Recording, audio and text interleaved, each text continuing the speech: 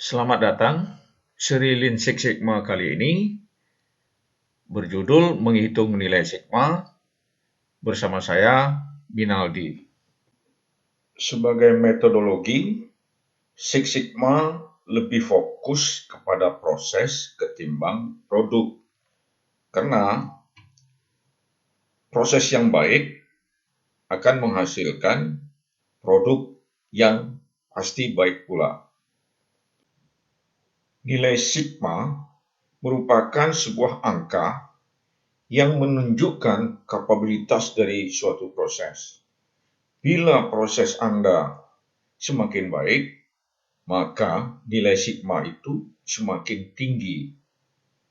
Untuk menghitung nilai sigma, cara hitungnya berbeda untuk data yang tipenya continuous atau variabel dengan data yang tipenya atribut atau discrete. Data continuous memiliki ciri-ciri bilangannya bulat atau juga ada desimal. Jadi bisa bulat, bisa ada desimalnya atau angka di belakang koma. Data continuous ini diperoleh dengan cara mengukur. Sementara data atribut memiliki ciri-ciri bilangannya selalu bulat. Ia diperoleh dengan cara menghitung atau disebut juga sebagai data go no go, artinya lulus atau tidak lulus, bagus atau tidak bagus, seperti itu. Sekarang saya akan memberikan sebuah contoh bagaimana menghitung nilai sigma dari data continuous atau variabel. Jika Anda adalah seorang pegawai di suatu perusahaan yang memiliki proses produksi, untuk memproduksi sesuatu ada beberapa karakteristik dari proses, maksudnya karakteristik kualitas. Apakah itu temperatur, apakah itu tekanan, apakah itu speed, dan lain-lain sebagainya. Ini salah satu contoh. Salah satu karakteristik dari proses produksi saya pilih adalah temperatur. Misalnya dipersyaratkan temperaturnya adalah 50 plus minus 1. Artinya batas toleransi dari temperatur itu, batas bawahnya 49 dan batas atasnya 51. Anda diminta agar temperatur proses ini tetap berada di batas toleransi tersebut atau batas spesifikasi tersebut. Jika kemampuan dari salah satu karakteristik quality ini rendah, Anda diminta untuk meningkatkannya menjadi berkemampuan tinggi agar produk yang dihasilkan menjadi nilai sigmanya lebih tinggi pula. Sekarang rencanakanlah untuk mengumpulkan satu set data yang akan dijadikan sampel dari proses yang sedang berjalan. Misalnya saya akan ambil 20 kali pengukuran. Jadi nanti saya memperoleh data sebanyak 20. Sebaiknya memang lebih dari 20. Ada syarat untuk kebutuhan data ini sebenarnya, tapi nantilah kita akan bahas. Ini hanya contoh saja ya. Ini adalah data yang mewakili dari populasi. Jadi nanti data sampel ini kita analisa hipotesis untuk menduga populasi seperti apa. Caranya sebagai berikut. Hipotesis yang akan kita lakukan, saya jelaskan seperti berikut. Ini adalah H0 atau hipotesis awal, yaitu sama atau tidak ada perubahan. Sementara lawannya adalah hipotesa alternatif. Terjadi perbedaan atau perubahan. Kita set alfa 0,05. Biasanya di dalam Minitab nanti itu sudah default 0,05. Ketentuannya berikut ini. P-value lebih besar dari alfa, tolak hipotesa alternatif, atau sebaliknya terima hipotesa awal. Jika P-value-nya lebih kecil dari alfa, kita terima hipotesa alternatif atau tolak hipotesa awal. Nah, perhitungan ini semua nanti kita lakukan dengan menggunakan software yang disebut Minitab. Anda buka Minitab, nanti akan Anda temukan worksheet yang belum terisi, kosong seperti ini. Nah, tadi Anda telah ambil sampel, kemudian data yang Anda ketikkan di kolom. Ini kolom C1 ini adalah kolom yang pertama.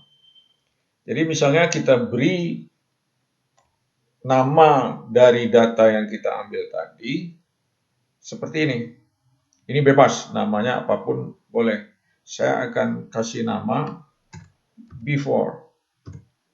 Dimaksudkan adalah before improvement, artinya sebelum perbaikan kondisi saat ini. Nah, berapapun angkanya yang Anda peroleh tadi, langsung ketik di setiap sel ini. Misalnya tadi Anda data yang pertama 50,5, data yang kedua 49,7, data yang ketiga berapapun yang Anda hasilkan, terus sampai seluruh data sudah masuk. Misalnya data yang terakhir ada angka 50 misalnya. Semua harus ada angkanya sampai 20 ini. Nah, setelah selesai ketik data pada sel 1, pada kolom pertama ini, jangan lupa di save ya. File, pilih Save Current Worksheet as, klik. Nah, Anda tinggal mau disimpan di mana datanya. Silakan pilih apakah mau sebagai dokumen di folder Anda. Saya kira Anda sudah bisa ini. Beri nama. Misalnya tadi namanya apa? Temperatur misalnya, temperatur proses. Temperatur saja. Klik save. Nah, sudah data Anda sudah masuk ke dalam berupa file. Jadi ini nanti Anda bisa gunakan untuk analisa. Nah, sekarang contohnya saya sudah selesai ketik. Kita lihat secara lengkap data yang sudah ada pada Minitab ini. Nah, ini dia secara lengkap satu set data sebagai sampel dari suatu proses yang saya sudah ketik lengkap di kolom 1. Sekarang kita akan jalankan analisanya seperti berikut ini. Anda klik Assistant, pilih Capability Analysis, klik di sini. Sekarang Anda harus memilih. Tujuan kita adalah untuk penetapan kapabilitas. Tipe data continuous. Jadi yang kita pilih adalah ini, pojok kiri bawah, Capability Analysis. Akan muncul kotak dialog seperti ini. Anda tempatkan cursor di kolom. Ya, begitu Anda tempatkan cursor di kolom, muncul di sini before. Nah, ini klik ini, boleh Anda klik select atau boleh double klik di sini. Di before ini, saya lakukan double klik. Anda lihat, setelah double klik, di kolom yang tadinya kosong berubah menjadi before. Cursor pindah ke bawahnya. Nah, di sini ketik saja 1 karena subgroup size-nya adalah 1, saya ketik 1. Kemudian klik cursor bawa ke lower spec atau batas bawah. Sudah ditetapkan tadi bahwa batas bawahnya adalah 49. Batas atasnya adalah 51. Dan targetnya adalah 50. Anda ingat kan tadi toleransinya adalah target 50 plus minus 1. Setelah isi ini semua, Anda klik OK. Ada beberapa hasil dari perhitungan Minitab, tapi saya hanya akan menunjukkan satu ini saja, yaitu summary report. Pada summary report ini, kita bisa peroleh beberapa informasi. Yang pertama adalah seberapa kapablekah proses Anda. Dijawab di sini adalah proses berdasarkan data sampel tadi sangat rendah. Itu ditunjukkan dengan nilai sigma 0,03 ditambah 1,5 shift, artinya nilai sigma 1,53. Sangat rendah ya. Kemudian apakah rata-rata proses berbeda dengan target? Target tadi adalah 50. Dijawab ya. Karena nilai P atau P value adalah 0,009, rendah daripada alfa atau lebih kecil dari alfa. Jadi karena P value kecil dari alfa, maka yang kita terima adalah hipotesa alternatif. Ini menunjukkan bahwa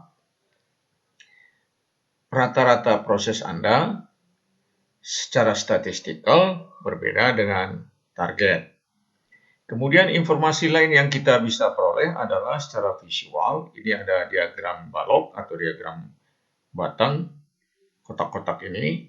Kemudian ada diagram kurva normal. Anda bisa lihat sebagian dari data ada di dalam batas toleransi dan sebagian lagi ada di luar batas toleransi. Jumlah yang berada di luar toleransi itu disebutkan di sini sejumlah 48,8%. Jadi tentu dengan demikian data Anda ini harus Anda perbaiki agar bisa menjadi lebih capable. Setelah Anda melakukan perbaikan, sama halnya seperti tadi, Anda ambil lagi data sampel sebanyak 20 dengan cara mengukur lagi.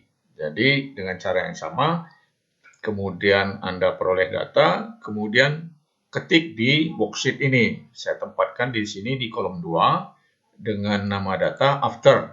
Jadi semua sudah lengkap, saya masukkan semua data di kolom 2. Selanjutnya, Anda bisa lakukan dengan cara yang sama dengan mengklik asisten, kemudian capability analysis, kemudian pilih pojok kiri bawah dengan mengklik ini. Sama persis dengan cara yang tadi. Tapi sekarang saya tidak akan melakukan itu karena saya sudah memiliki data sebelum dan data sesudah improvement. Sekarang saya akan melakukan perbandingan di antara dua ini. Jadi saya pilih ini. Tujuan saya adalah membandingkan capability sebelum dan sesudah improvement. Datanya adalah data continuous. Saya klik ini, saya pilih ini, capability comparison. Nah, muncul kotak dialog seperti ini. Jadi, cursor saya tempatkan di kolom, muncul di kiri ini, ada before, saya double klik before, kemudian saya ketik di sini 1, kemudian cursor pindahkan ke bawah, kolom, klik di sini double klik, after, dan sini ketik 1. Batas bawah adalah 49, kemudian batas atas 51, sementara target adalah 50. Sudah selesai ini diisi semua, klik OK.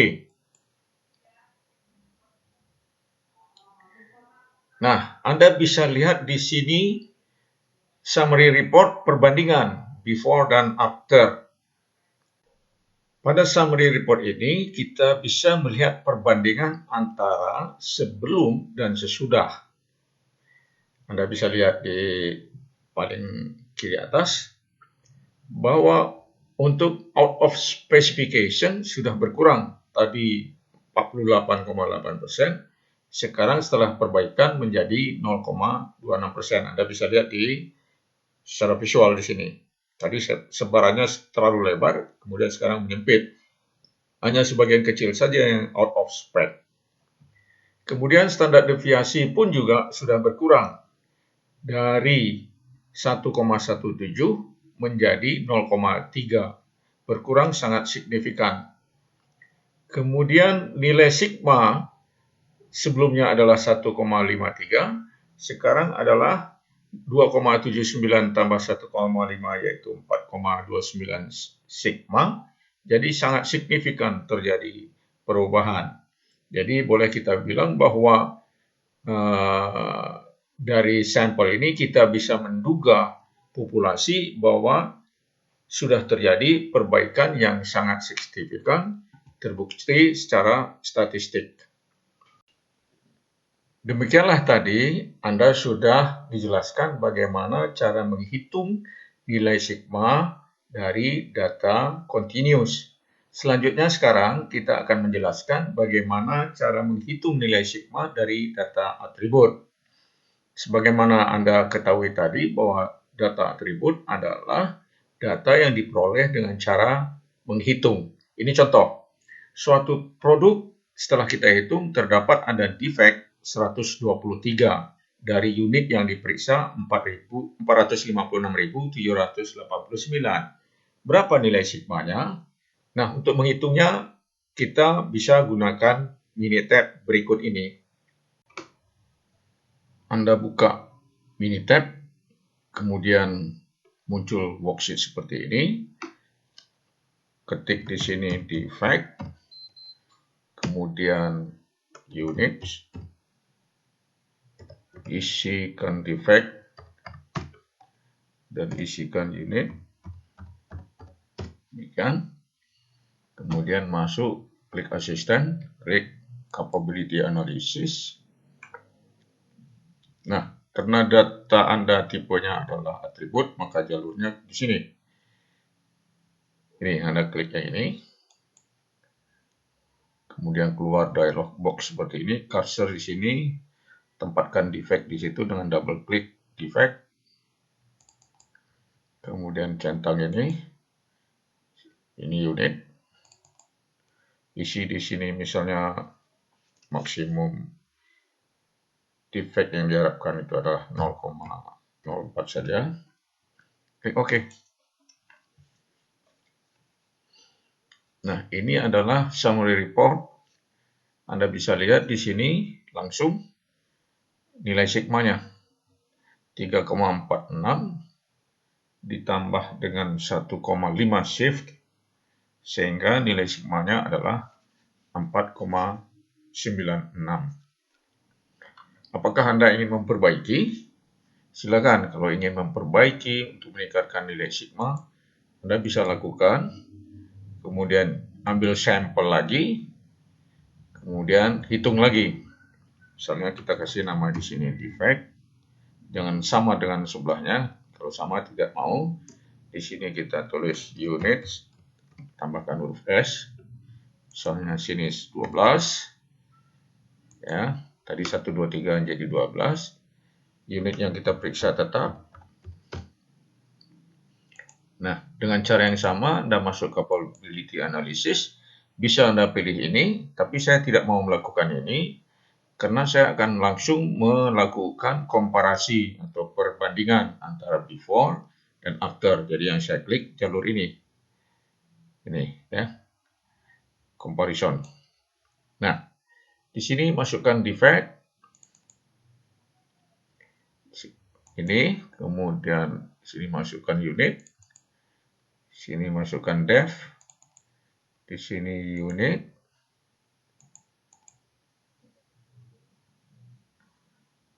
Ini sini 0,04.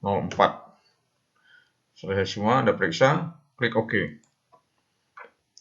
Nah, Anda bisa melihat perubahan nilai sigma yang tadinya 4,96 sekarang menjadi 4,04 ditambah 1,5 artinya 5,54. Jadi ada perbaikan yang signifikan sekali. Demikian cara menghitung nilai sigma untuk data diskrit.